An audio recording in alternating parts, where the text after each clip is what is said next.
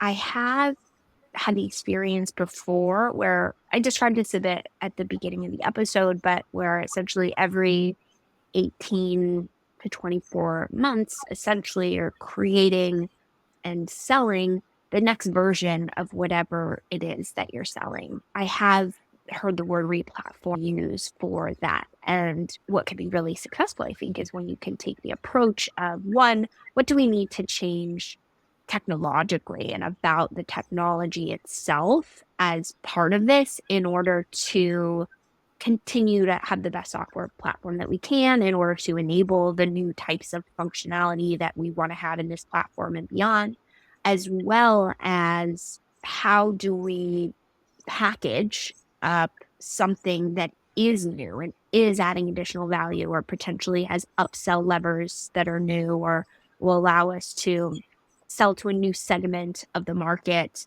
or to be competitive in a certain way. So essentially combining your technical goals and your business goals under the banner of a replatform. Sometimes it's going to look like more software that's built from scratch, and sometimes it's going to look more like reusing a lot of tech that you have, but maybe building some new features, or maybe you're going to rebuild a lot of the features that you have already, but the tech that you're using, you're going to build them in a new, more extensible way that's going to help you build off of them in the future. So essentially, when I think of replatforming, that's what I think of. And because I've had some experience in that when I found myself in a different situation with a bit more of this hidden chasm concept, I did have a kind of gut reaction of like, this is where we need to get to. How do we do that? I kind of learned through experience was that it was important to have that plan for our tech debt first to understand the full extent before endeavoring to have a new platform that we're selling. And because it is a long-term play, when you're going to re-platform, it's going to take probably at least 18 months. It is going to be a long-term thing. And so that's my experience and how I thought about that.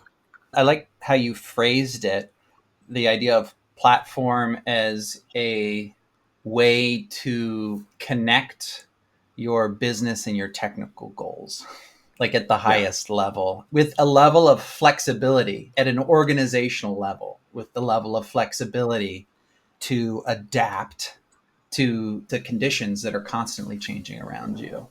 And then you mentioned that this is the third factor in capacity allocation. We were talking about tech debt and feature development and the levers you pull. But then the idea that the mounting tech debt may be indicative of the need to reassess how your business and technical goals are aligned at an organizational level. That requires an additional level of effort that cuts into your capacity. Then suddenly, how do you negotiate? We need to focus on replatforming versus the tech debt versus the feature development. And then you're saying, in your experience, saying, let's keep working on the tech debt while working on the replatform actually can counteract some of the intent. Based on myself experiencing something for the first time is when it can be hard to have the courage and conviction to make a really long-term commitment to the company. And part of that is just kind of growing as a leader and finding yourself in different situations and learning by doing. I think that this question you're having, I have too. And I'm kind of interested in what you all think. It's always easy to go back and replay different scenarios that you found yourself in. And there's some value in that, I think, in being able to personally retrospect and think about what you do in the future. I think I'm far from having all of the answers, and I'm kind of curious what you all think on your favorite P word as well. I come from a technical background, and I cut my teeth really designing some of these platforms earlier in my career. And for a very long time, I always thought of them the way you said the other engineers did, which was like, it's a technology foundation. It makes it possible to do other things quickly. I was always a little confused by the commercialization of that, which I think is fine as long as there's a definition of what you mean by the commercial platform versus the technical one. What I liked about what you were saying before around organizing the technical components and tech debt really, and the enablement elements around a business framework, is that when you start thinking that way, and eventually I did, you begin to realize that it's all part of the same conversation. At the end of the day, what we're saying is, how do I bring this feature, whether it's analytics or whatever, to the customer? How do I make it possible for sales to go out and sell something, which is their job, even if we don't have it yet, and have that not completely derail the company? And how do I make it so that product managers can come up with new ideas and actually achieve them within a year period, so that they are hitting their goals and we're pushing the product forward?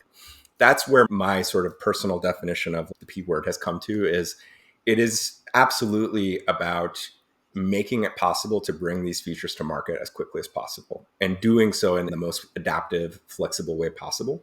And I think that entails that there's a commercial version of that. Potentially. It doesn't have to be, though. You can have a really amazing platform that enables product functionality, but speak to it in a very sort of siloed sort of way from a business perspective in the market. It really comes down to what you're selling and why and how.